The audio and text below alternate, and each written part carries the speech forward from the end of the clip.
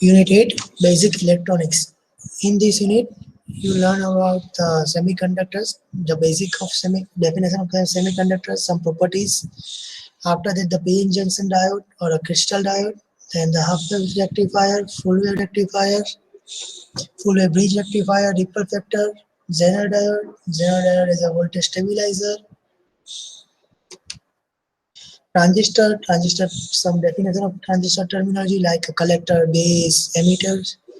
Transistor circuit as an amplifier, common base connection, and some examples. So first, semiconductor. A semiconductor is a substance which has resistivity in between conductor or insulator. There are some examples of semiconducting materials are germanium, silicon, carbon. So there is some property of semiconductors. Mainly the three properties are there. The first property, the resistivity of a semiconductor is less than an insulator but more than a conductor.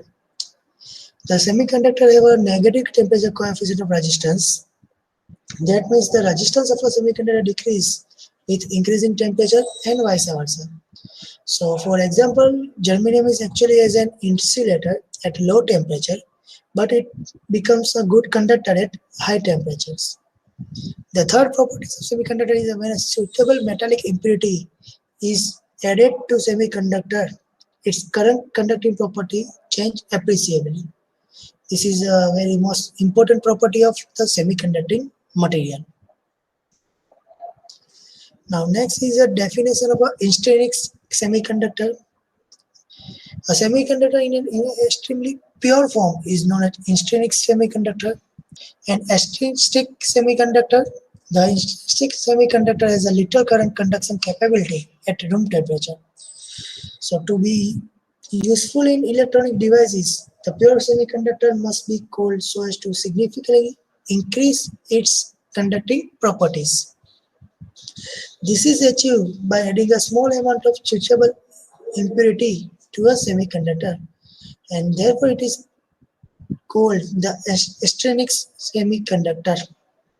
The process of adding impurity to a semiconductor is known as a doping. Now next is a p-n junction diode. It is also known as a crystal diode. So the outstanding property of a crystal diode to conduct current in one direction only. So it could be used as a rectifier. So this is basic symbol of a p-n junction diode. So the arrow in the symbol indicates the direction of a easier conventional current flow.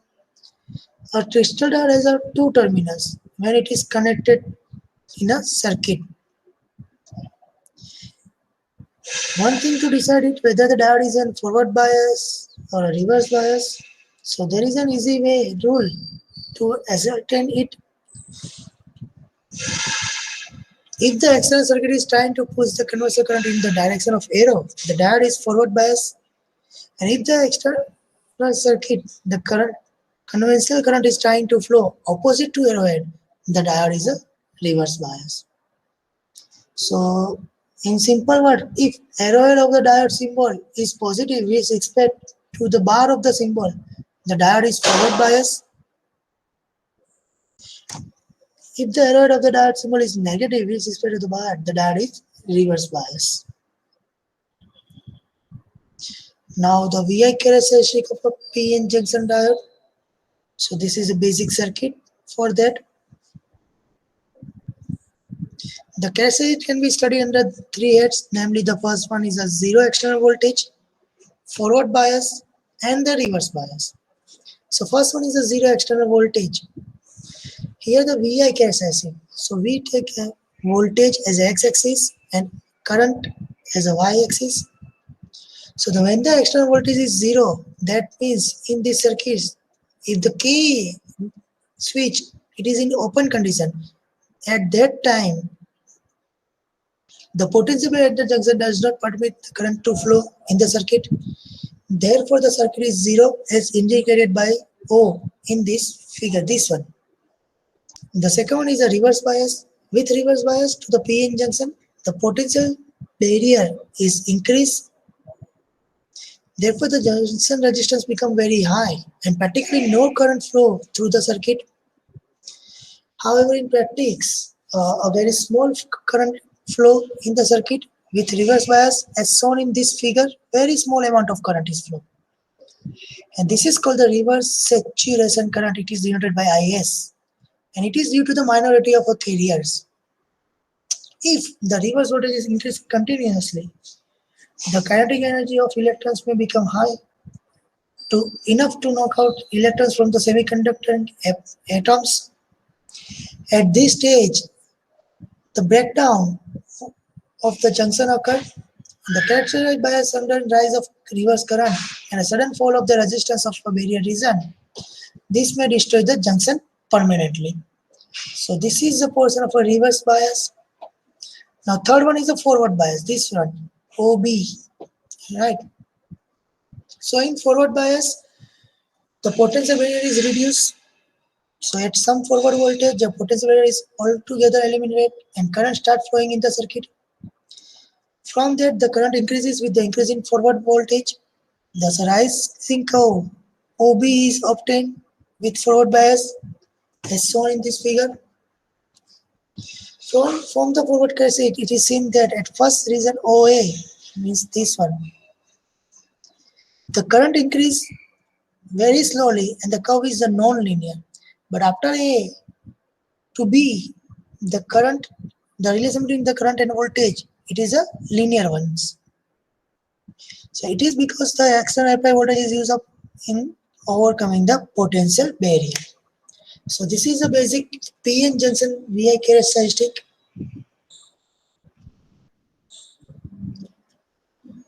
Now half-wave rectifier. So half-wave rectifier, the rectifier conducts current only during the positive half cycle of an input AC supply. The negative cycle, no current is conducted and hence no voltage appears across the load. Therefore, the current always flow in one direction through the load after every half cycle.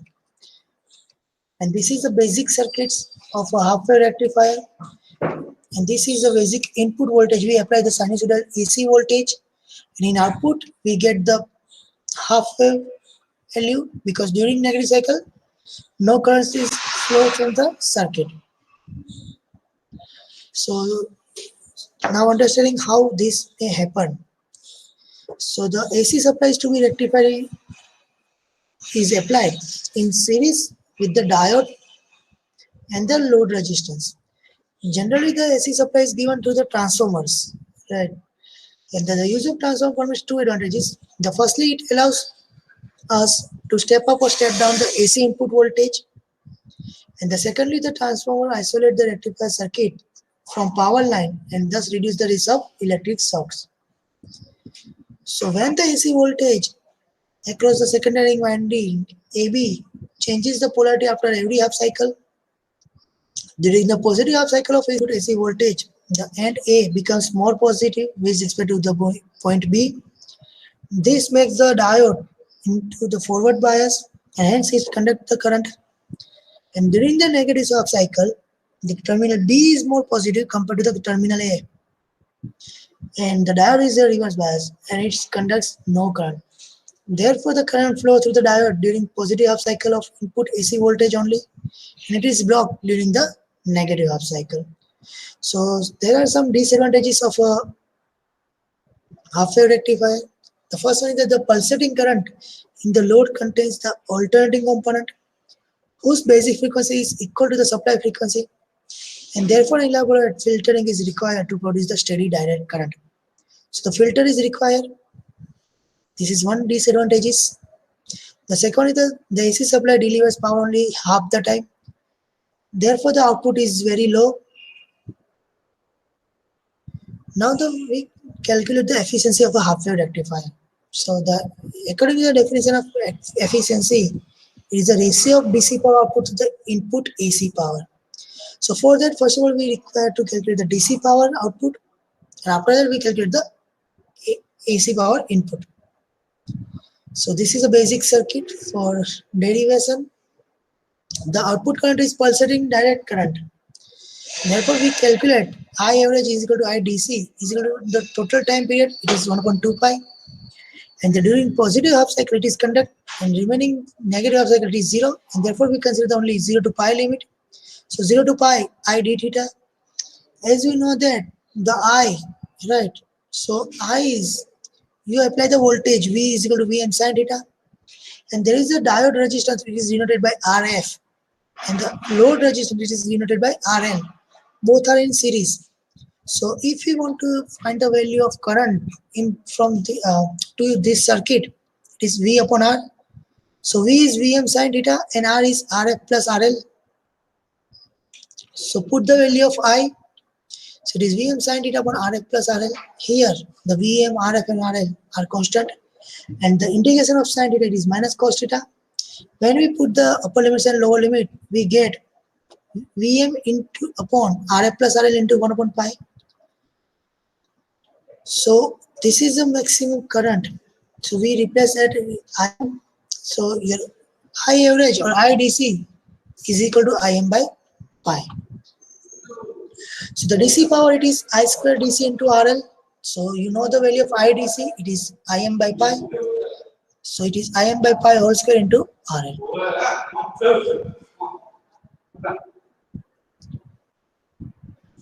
So the DC power is Im by pi whole square into RL. Now we calculate the AC power input.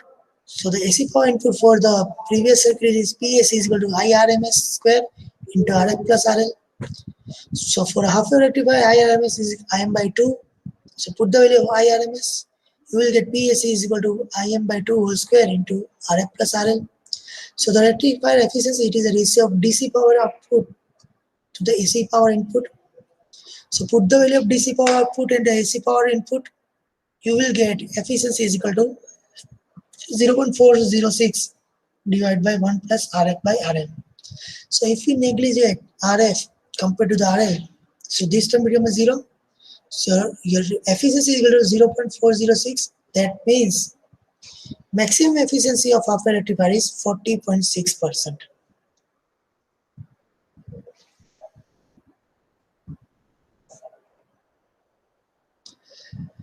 Center tap full wave rectifier. So the center tap full wave rectifier, the circuit employs two diodes D1 and D2. A center tap secondary winding AB is used with two diodes connected so that each uses 1/2 cycle of input AC voltage. So the during positive half cycle of a secondary voltage, and A of the secondary becomes more positive compared to the B, and this makes the diode D1 to the forward bias and the diode D2 in the reverse bias. Therefore, the diode D1 conducts while the diode D2 does not conduct because of a reverse bias. During the negative half cycle, the end A become more negative compared to the end B, and for that reason, the D2 is in forward bias and D1 is reverse bias. So the conventional current flowing is through diode D2, load RL, here D2 load RL, and the lower half winding as shown in this figure. So there are some disadvantages of this center tap full wave rectifier. The first disadvantage, it is difficult to locate the center tap on the secondary winding. The second disadvantage is that the DC output is small as each diode utilizes only 1/2 of the transformer secondary voltage. And third one is that diode must have high peak inverse voltage. So to overcome these advantages of a center tap full wave rectifier, we use a full wave bridge rectifier. So this is a basic diagram of full wave bridge rectifier. It contains the diode D1, D2, D3 and D4 connected to form a bridge. The AC supply to be rectified is applied to the diagonally opposite end of the bridge through the transformer. Between the other two ends of the bridge, the load resistance RL is connected. So the during positive half cycle of the secondary voltage, the end P become more positive compared to the Q. So the D1 and the D3 forward bias, while the D2 and D4 are a reverse bias. Therefore, the only diode D1 and D3 conduct, and these two diodes will be in series with the load resistance RL. So the conventional current flow through D1, D3 through RL. During the negative half cycle, the Q is become more positive compared to the P. So the D4 and D2 are in forward bias, the D1 and D3 are in reverse bias. So the current flows from to the D2 and D4, and it is not flow from the D1 and D3. So there are some advantages of a full wave bridge rectifier. The need for center tape is eliminated. The output is twice that of the center tape circuit for the same secondary voltage, and the peak inverse voltage is one half that of the center tape circuit. And the disadvantage is it requires 4 diodes. The second disadvantage is as during each half cycle of AC input, 2 diodes that conduct are in series. Therefore, the voltage drop in the internal resistance of the rectifying unit will be twice as great as in the center tape circuit. Now we derive the equation of efficiency for full wave bridge rectifier. So again the DC power, first of all we derive the DC power, the output current is pulsating direct current. Therefore, in order to find the DC power, average current has to be the find out. And it is calculated IDC is equal to 2 Im by pi, because the total time period is pi by 2. So the DC power output, it is PDC is equal to I square DC into RL. Put the value of IDC, it is 2 Im by pi whole square into RL. After that we derive the AC input power. The AC input power is given by PS is equal to I square RMS into RF plus RL. And as you know that the IRMS is equal to I by root 2, put the value of IRMS, you will get PS is equal to I by root 2 whole square RF plus RL. So the full wave rectifier efficiency, it is denoted by eta is equal to PDC upon PAC. So it is the value of PDC and PAC. So by solving that, you will get the equation 0.812 divided by 1 plus RF by RL. So if we consider RF is a very small value compared to the RL, so the maximum efficiency for a full wave bridge rectifier is 81.2%.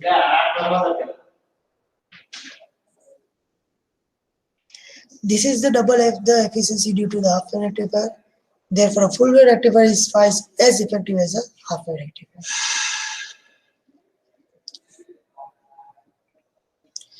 Next is a ripple factor. So the output of a rectifier consists of a DC component and an AC component known as a ripple factor. The AC component is undesirable and accounts for the pulsation in the rectifier output. So the effectiveness of a rectifier depends upon the magnitude of a AC component in the output. The smaller this component, the more effective is the rectifier. And the ratio of RMS value of AC component to the DC component in the rectifier output is known as the ripple factor. So the ripple factor, it is the ratio of RMS value of AC component to the value of DC component. So suppose the output current of a rectifier contains a DC as well as AC component. The undesired AC component has a frequency of 100 Hz and it's called the ripple. So by the definition, the effective value of total load current is given by IRMS is equal to under of IDC square plus IAC square. So IAC is equal to under root of IRMS square minus IDC square. So dividing throughout by IDC, we get IAC upon IDC is equal to 1 upon IDC under root of I square RMS minus I square DC. But as you know that what is IAC upon IDC? It is ripple factor. So the ripple factor is equal to 1 upon IDC under root of IRMS square minus IDC square. So you will calculate the ripple factor using this equation. So now we calculate the ripple factor for half wave rectification. So as you know that in half wave rectification, the IRMS is equal to Im by 2 and IDC is equal to Im by pi. So when we put the value of IRMS and IDC in this equation, we will get ripple factor is equal to 1.21 for half wave rectification. So it is clear that the AC component exceeds the DC component in the output of a half wave rectifier. Similarly, for a full wave rectification, IRMS is equal to Im by root 2 and ID is equal to Im by pi by 2. So you will get the reference point 48. So this shows that it is in the output of a Fourier rectifier, the DC component is more than the AC component. Zener diode. What do you mean by Zener diode? A properly doped crystal diode which has a sharp between voltage is known as a Zener diode. So the figure shows the symbol of a Zener diode. It may be seen that the bar is turned into the Z cell. So the following some points may be noted about the Zener diode. The first point is the Zener diode is like an ordinary diode except that is properly doped so as to have a sharp breakdown voltage. The second point, it is the Zener diode. It always reverse connected. And the third point, a Zener diode has a sharp breakdown voltage called the Zener voltage, which is denoted by Vz. So this is a very simple characteristic of a Zener diode, PI characteristic. And the last point, it is the Zener diode is not immediately burned just because it has entered the breakdown region. So now there is one application of Zener diode as a voltage stabilizer, or it is also known as a voltage regulator. So a Zener diode can be used as a voltage regulator to provide a constant voltage from a source whose voltage may vary over sufficient range. So the circuit is shown in this figure. It is for a simple analysis for a voltage stabilizer. The Zener diode of a Zener voltage Vz is reverse connected across the load RL, which constant output is desired. The series resistance R absorbs the output voltage fluctuations so as to maintain the constant voltage across the load. So it may be noted that the Zener will maintain a constant voltage Vz across the load so long as the input voltage does not fall below the Vz. And when the circuit is properly designed, the load voltage E0 remains essentially constant, which is equal to the Vz. Even though the input voltage EI and the load resistance IR may vary over a wide range. So the main point is suppose the input voltage increases. Since the Zener is in breakdown region, the Zener diode is equivalent to a battery Vz in this figure.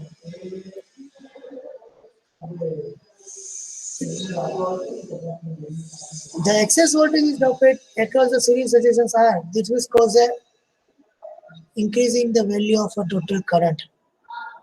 And the Zener will contain or Zener will conduct the increase of current in I while the load current remains constant. Hence the output voltage E0 remains the constant. Now second one is a transistor.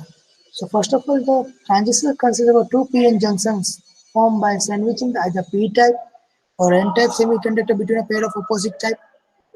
Accordingly, there are two types of transistors, namely the NPN transistor and the PNP transistor.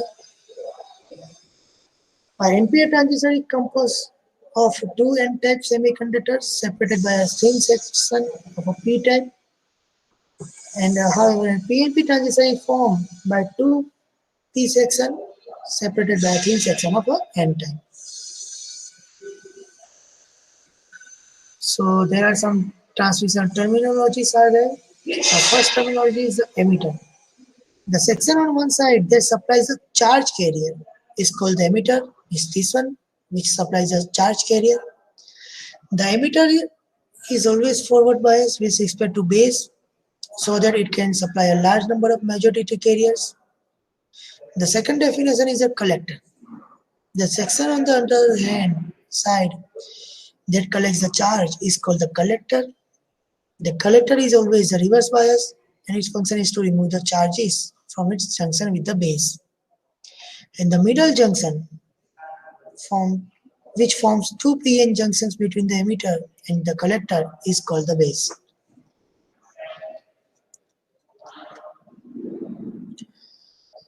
So now One application of a transistor as circuit as an amplifier. This is a basic circuit of a transistor as an amplifier.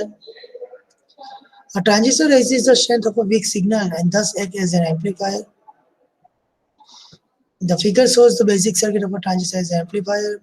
When the weak signal is applied between the emitter and the base junction, and the output is taken across the load RC. In order to achieve the faithful amplification, the input circuit should always remain in a forward bias. So for doing that, a DC voltage VEE is applied in the input circuit in addition to the signal VEE here. This DC voltage is known as a bias voltage and its magnitude is such that it always keeps the circuit forward bias regardless of the polarity of the signal. As the input circuit has a low resistance and therefore a small change in the signal voltage causes an appreciable change in the emitter current. This causes almost the same change in the collector current due to the transistor action. And the collector current flowing through a high load resistance RC produces a large voltage across it. Thus, a weak signal applied in the input circuit appears in the amplified form in the collector circuit. And in this way, the transistor acts as an amplifier.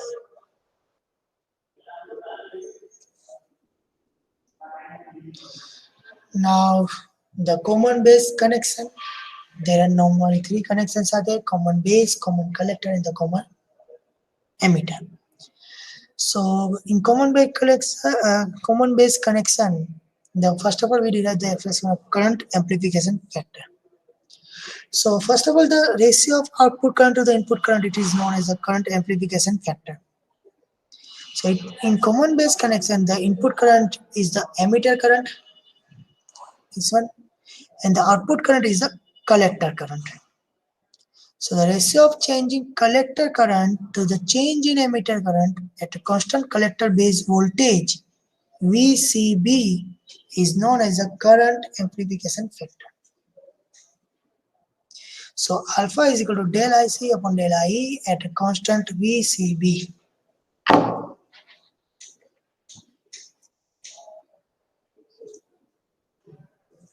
Second, expression for collector current.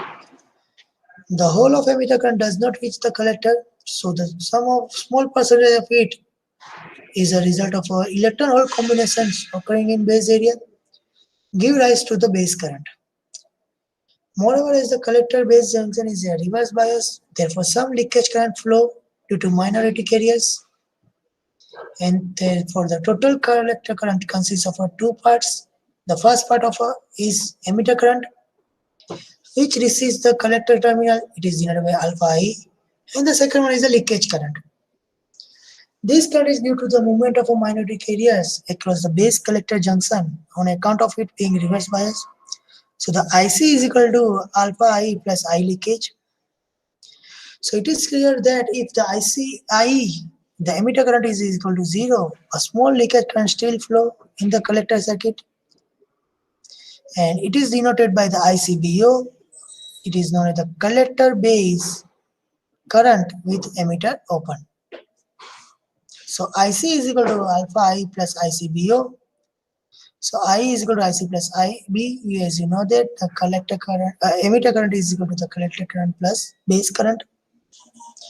So put the value of I in this equation, you will get IC is equal to alpha into IC plus IB plus ICBO. So IC in one side. So you will get IC is equal to alpha upon 1 minus alpha into IB, and the I plus ICB upon 1 minus alpha. So there are two characteristics of a CB connection. One is the input characteristic. It is between the collector current and the collector base voltage. The emitter current is generally taken along y-axis and the emitter base voltage x-axis. The following some points may be noted from this characteristic.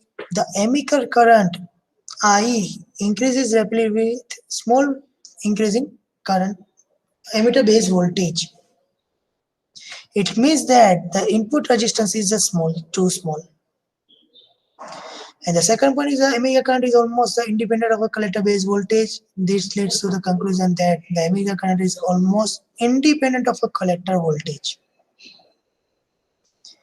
The second characteristic is the output characteristic. It is generally between the collector current and the collector base voltage. So again, the sum points for this characteristic is noted out.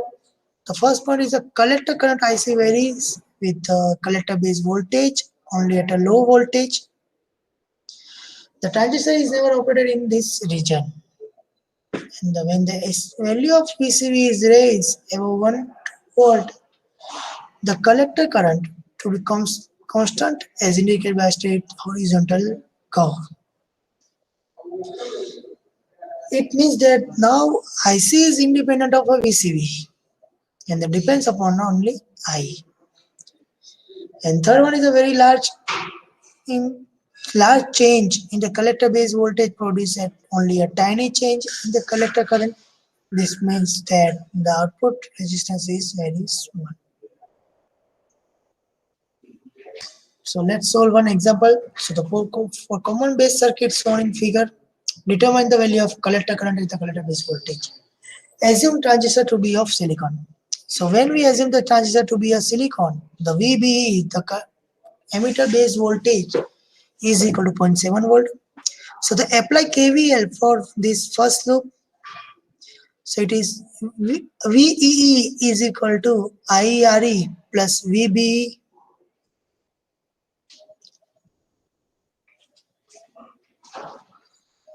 So I is equal to V minus VB upon RE.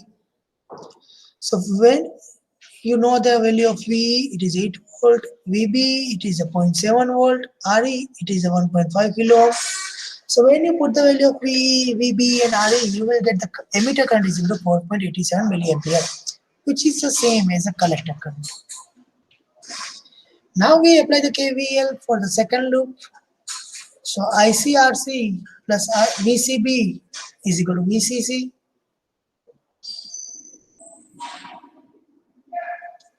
So as you know that the value of VCC, it is a 18 volt, IC, it is a 4.87 milliampere, and RC, it is 1.2 kilo ohm.